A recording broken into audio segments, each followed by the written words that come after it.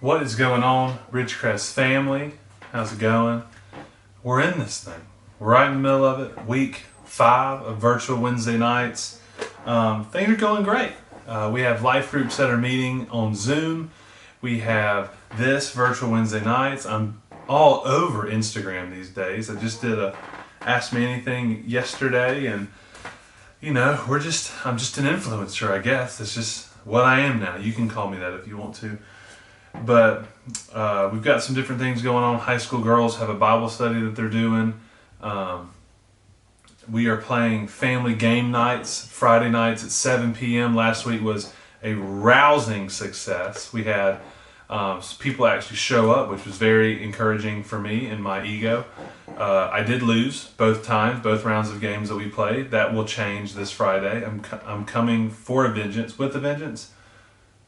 It's gonna go down. Things are gonna be absolutely crazy. But as we move into this, I just want to make sure do the announcements on the front end, since there's a lot of you that watch for a few seconds and then it just completely drops until the select few who actually watch this all the way to the end, which you should be proud of yourself. It's hard to listen to me for more than about 30 seconds. I completely get that. But today, since we're Wednesday post Easter, I was thinking, this is post Resurrection Day. This is post greatest day in the history of the world. Jesus resurrected. He defeated death, saved us all, complete salvation. And what are we supposed to do with that? Should the next steps be? What is, if the first step is believing in Jesus and really understanding who he is and living in that new life that we've been given, what is the second step? What is step 2, step B in that? And after Easter, I always get brought back to the book of Acts, because they were walking through this exact same thing that we have to walk through. And it's, after salvation, after Jesus, you believe, you see that the resurrection is real, what next? Well, they actually saw the resurrection. They were actually, they didn't see it, but they saw the immediate effects of it.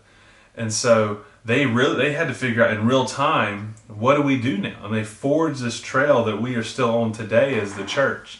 And I just love Acts. Acts is one of my favorites. But in chapter 1 of Acts, there's this story of when Jesus ascended into heaven, when he just shot up. And that's basically just what happened. It's the story of there's not a lot of pomp and circumstance. There wasn't a big parade in the heaven. He just kind of went.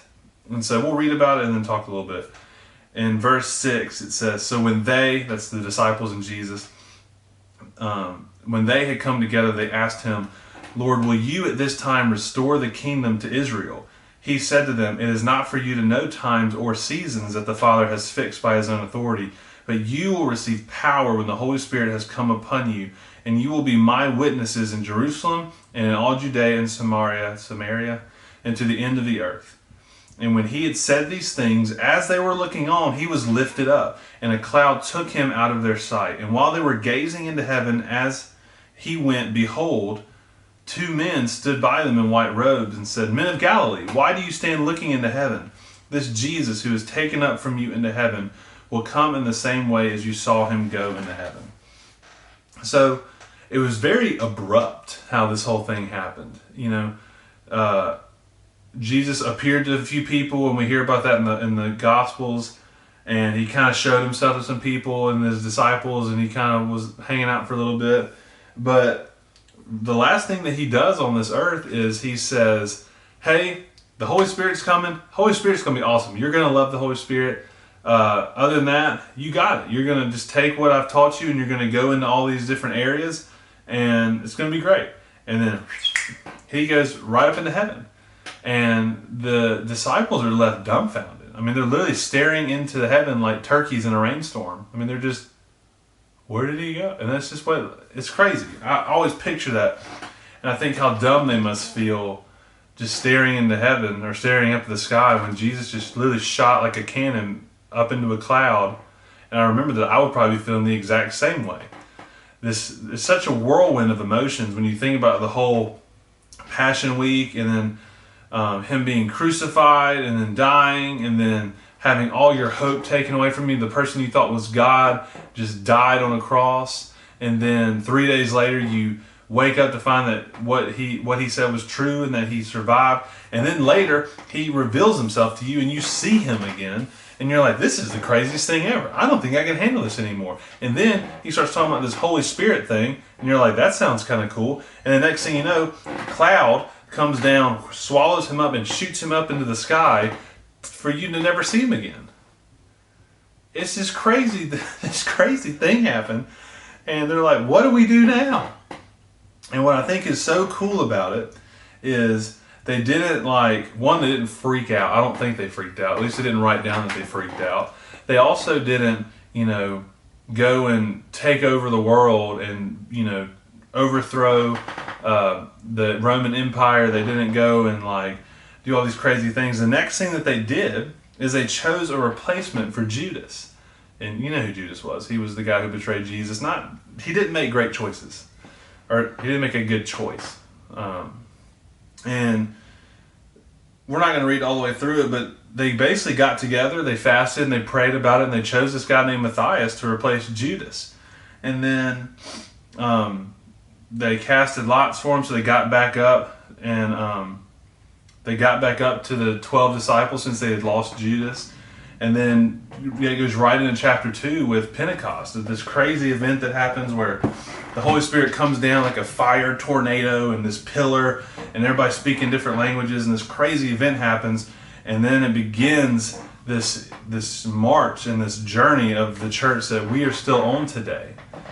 And so, but for them, their first step after Jesus ascended, the first step that they decided to take was to just get together, pray, and recruit somebody into the ministry.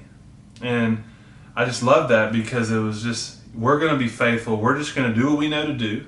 This may not be the most, the best, most productive thing we could do. This isn't the craziest thing. This isn't the most powerful thing we could do. They could have just said, Jesus is God. I'm going to march up to Caesar and tell him what the deal is, and we're just going to take over this thing because God's on my side. Or they could have done any number of things, but instead they just put one step in front of the other and said, we're going to figure this out. We're going to be faithful. We're going to just keep walking with God step by step, no matter where it takes us. And what you'll see is that God led them on this incredible journey of ups and downs, of intense encouragement, of intense joy, but also an intense persecution and suffering, and many of them died for their faith. And so for each one of us, that next step for us, it's not a crazy step. It's not like you go out and sell everything you have and move to Antarctica and share the gospel with penguins. For many of us, it's just waking up the next day and saying, I'm going to do one thing to get me closer to God today. I'm going to take that one step along the path that God has set out for me. And I'm going to keep going one foot in front of the other, for better or for worse. I'm going to follow him because I know now that Jesus is worth it. And so the way that we're living now, things can get crazy. We don't really know what's coming next. We're all kind of in this limbo thing. Just remember that God does not call us to just do these crazy, powerful, incredible acts of faith. He asked us to just put one foot in front of the other, to just take one step after the other and be faithful. There's 1,000 different things that you can do. It's all revolving around just being faithful and not trying to do these big, extravagant things, but just sometimes it's just doing the littlest thing right and being faithful in the small things and being disciplined in that, so that over a long period of time, maybe by the time you get out of this whole COVID-19 season, you'll be able to see the effect of all those little bitty steps and see the distance which you've grown. So just a quick little Devo for today. You've heard the announcements on the front end. We're just excited. This may not be what you always hear, but we're excited about what God is doing in the lives of our church family in this season. We want to hear about that. DM us, send us an email, text me, Miss Jenna, Megan, anybody. Let us know what God is doing in your life. We would love to hear about that. If there's something that we can pray for you about, we want to hear that too. We want to lift you up during this time, and just all as a church, as a family, as a student ministry, continue to take one step in front of the other. All right, church family. I will maybe see you later, especially if you take a selfie and send it to me. Other than that, make good choices and don't do drugs.